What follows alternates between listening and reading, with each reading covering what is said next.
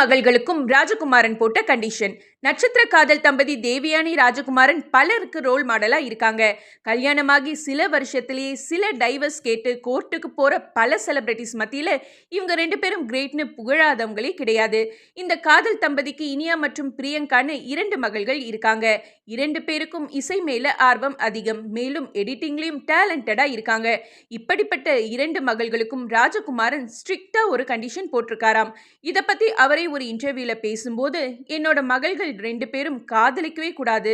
காதல்ல எவ்வளவு பிரச்சனை வரும்னு ஒரு அனுபவசாலியா நான் சொல்றேன்.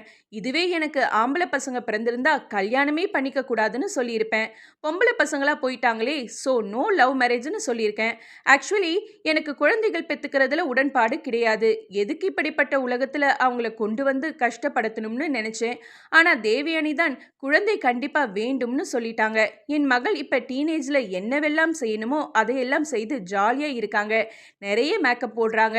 1000 ரூபாயை அசால்ட்டா செலவு செய்றாங்கன்னு அடுக்கடுக்கா பேசிட்டே போன ராஜகுமாரன் பக்கத்துல மூத்த மகள் இனியா இதையெல்லாம் சிரிச்சபடியே கேட்டுட்டு இருந்தது குறிப்பிடத்தக்கது.